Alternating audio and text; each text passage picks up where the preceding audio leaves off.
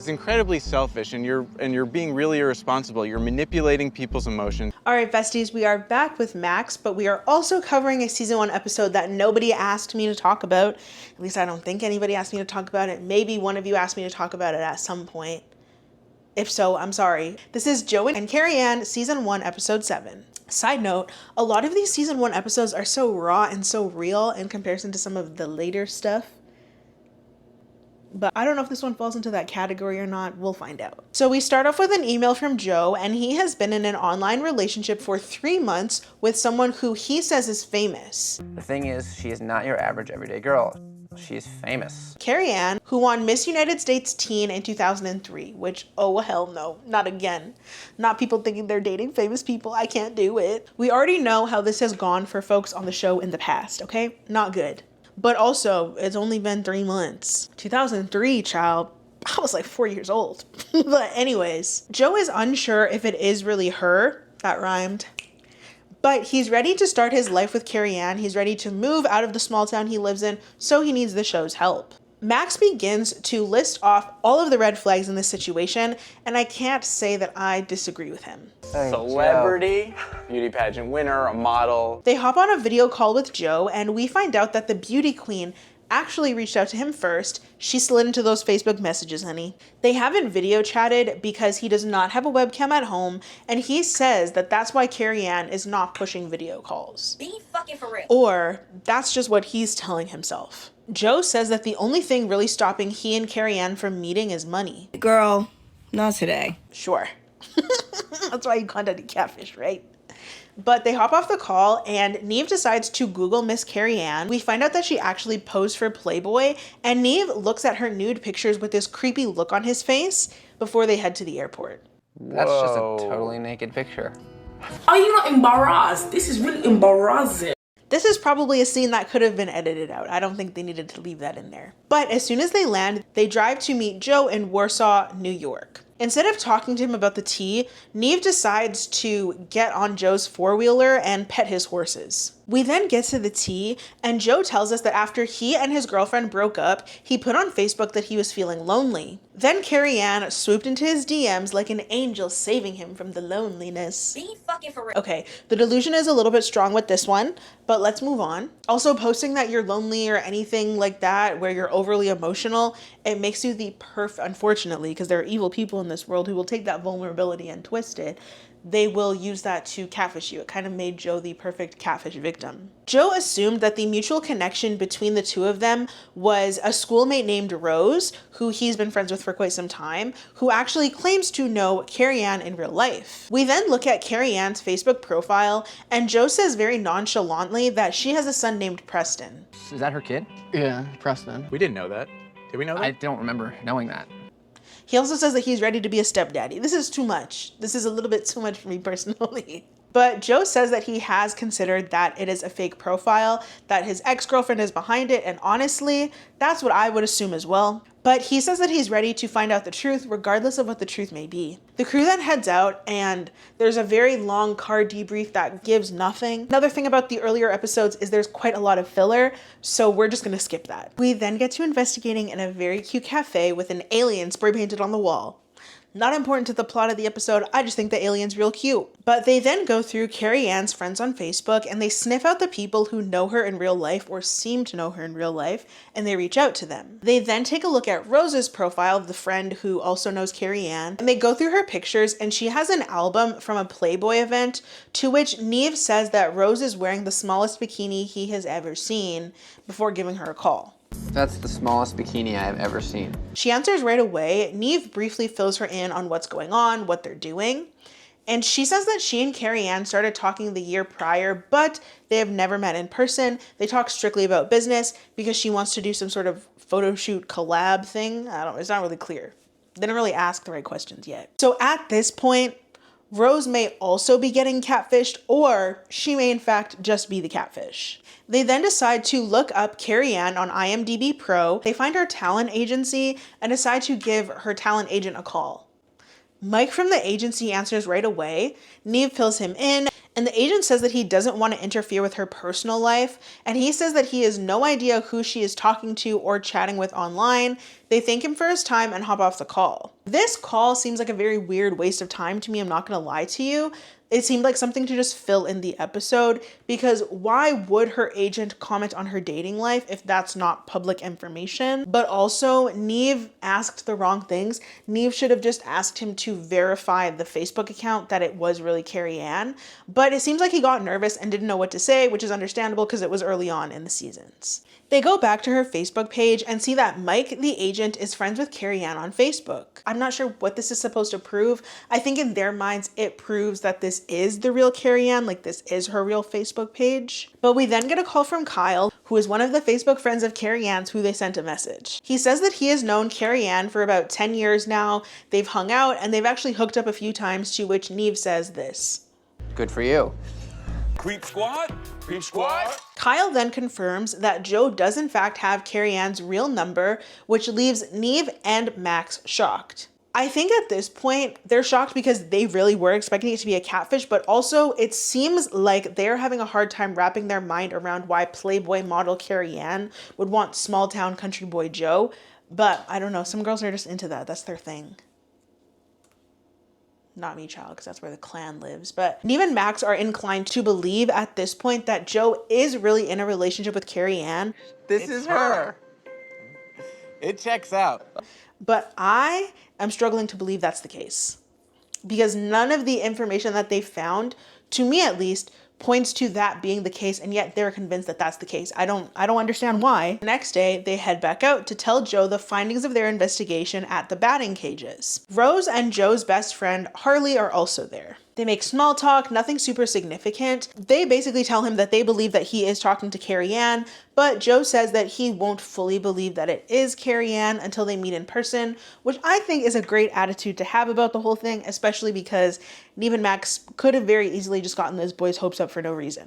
The next day, we are in the hotel room with Nev and Max.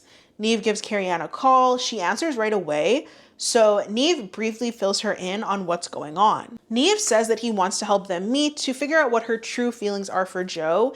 And she says in a very snarky way that she doesn't have anything to tell him. And if she wanted to tell Joe something, she would just tell him. I don't think I really have to tell you anything.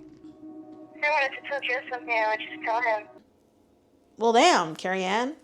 What the hell? Kari Ann says that if Joe has doubts about who she is, then he shouldn't be talking to her. She says it's weird for him to be questioning her identity and she doesn't like it. Well, girl, if you just proved who you are, then there would be no need to question it, right? Maybe I'm tripping. Newsflash, I'm not. I'm never tripping. Well, you better preach now. He was like, yeah, okay, but when do you want to meet up? Like, he doesn't really acknowledge anything that she says. And she says that she's in New York City. She says that it's just kind of a hassle and she doesn't want to make it too much of a hassle. But it would be easier if she just came to meet them instead of them going to meet her. She apologizes for being snotty and she hops off the call. Max then chews Nev out for this word salad that got Kari Ann on edge before they head out to meet Joe and fill him in on what's going on. We then meet Joe's parents and his dad says that they are country people who stick to their own. We're country folk, we stick to our own. What do you mean by that? Quickly. What do you mean by that? But he then says that if Kari Ann makes his son happy, then he is fully supportive of their relationship and the show bringing them together. Joe is absolutely stoked to hear that she is willing to come and meet, so everyone is just hyped. The very next day, for whatever reason, Nev decides to go back to Kari Ann's Facebook page and he sees that her mom posted something on her wall telling her to not make plans for Saturday, aka the day after she's supposed to meet Joe. This is draining me. I'm kind of done with it already.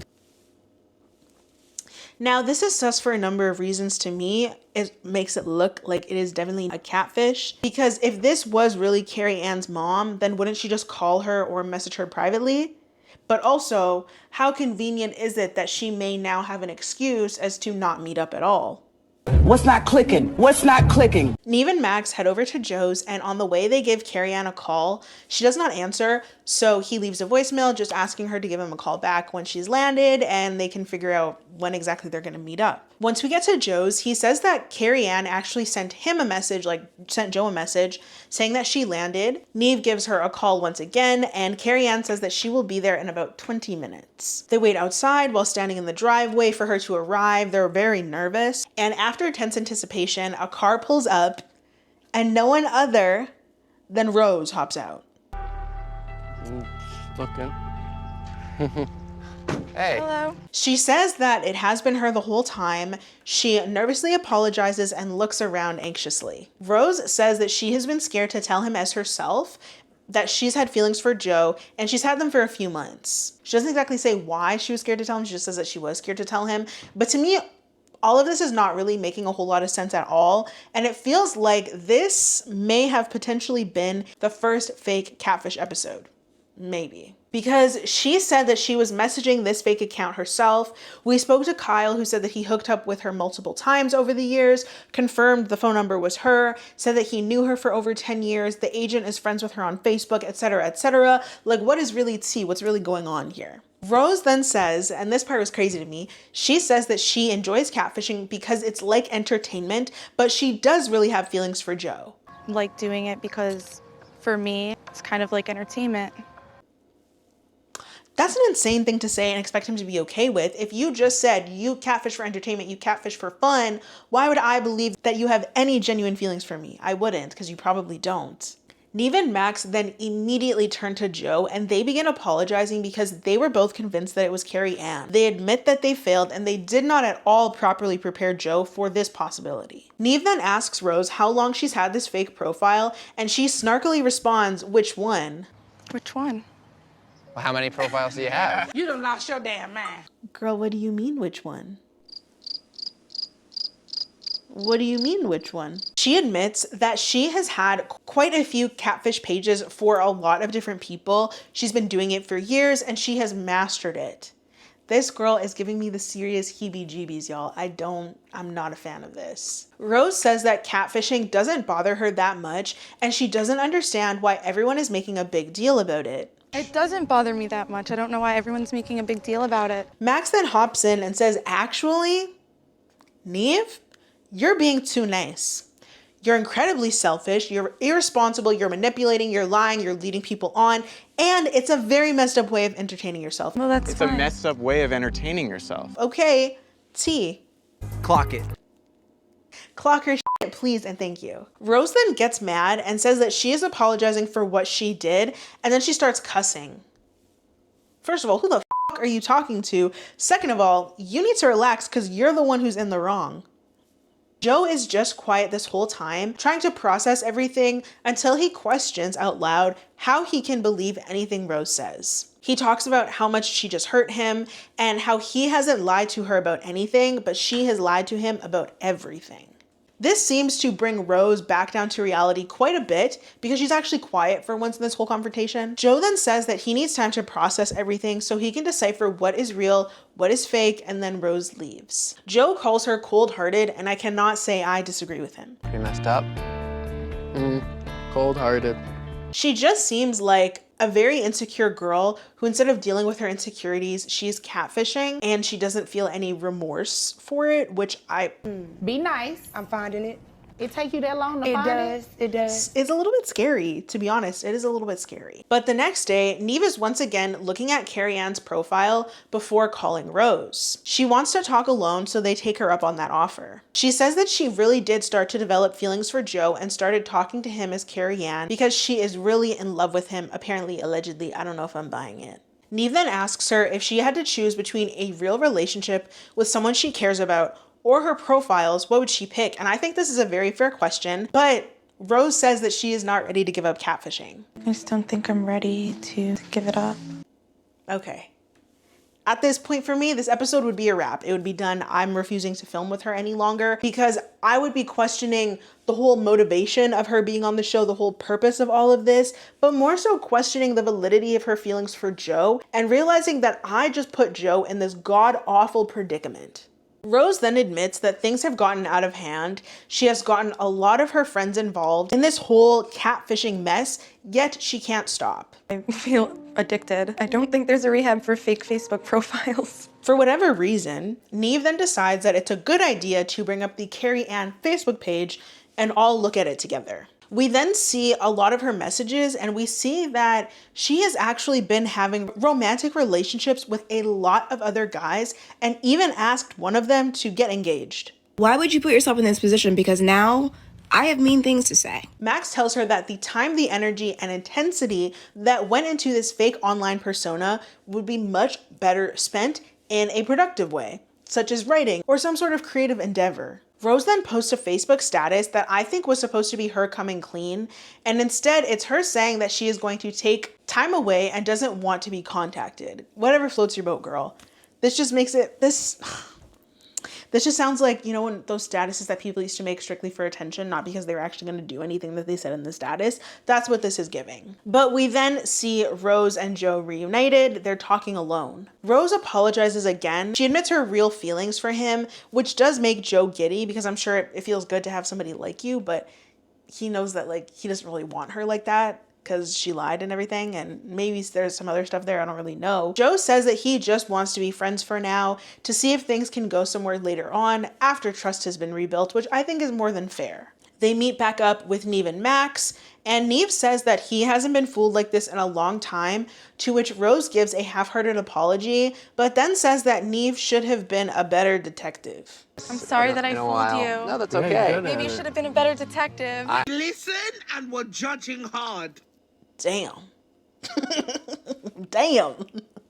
But the Catfish crew then heads out. So they were at Rose's house, they go back to Joe's house, and Joe thanks them for all of their help. They do some yeehaw country boy stuff, and then the crew all heads out for good.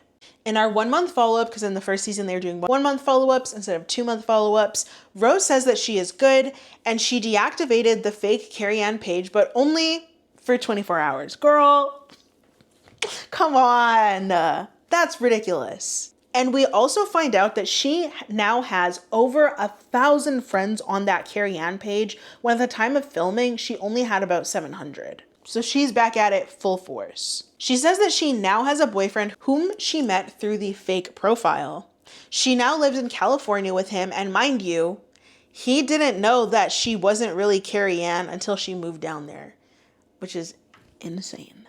But he has since apparently, allegedly accepted Rose for who she is, and they're in a relationship. Joe and Rose have not spoken since filming ended, which is definitely for the best. Joe says that he is single, he's open to dating, but I also think that that is also probably for the best, because how do you wrap your mind around the fact that one of your best friends, your friends of years, has catfished you, has lied to you, but was also in multiple romantic relationships and like didn't really care about you like that? Child, that's the end of the episode though. If you made it all the way to the end of the video, make sure to drop a rose with a pile of doo-doo beside it, because that's what Rose was giving this episode. Okay, I didn't like that at all. I also don't understand. This is why the show blows my mind sometimes, because the investigations are not always good. Sometimes they barely investigate and they just jump to conclusions, and then they don't properly prepare the person who is the catfish victim for what they might experience. And this, they got Joe's hopes all the way up only for them to come crashing down. They didn't do a whole lot to make sure that Kerianne's Facebook page was actually Kari Ann. They're like, well, these couple things, they kind of prove it. So like, it's gotta be her. All right. But besties, I thank you so much for being here. If you liked the video, make sure to like, make sure to subscribe and hit that bell notification so you are aware of every single time that I upload. If there's another episode you'd like to see me cover, another show, another series, you can drop it down in the comments, or you can leave me a DM here on Instagram. I'd love to know your thoughts, your feelings, and your opinions on this episode, how you think Nev and Max handled it, what do you think about Rose, what do you think is really going on here? Do you think this episode was fake? To me, it was a little bit giving fake, but I don't really know because it was so early on. Would they even have thought it was necessary to orchestrate this fake episode? I don't really know, but definitely let me know your thoughts, your feelings, and your opinions, and I'll see you in the next one, besties. Thank you for being here. Love you. Bye.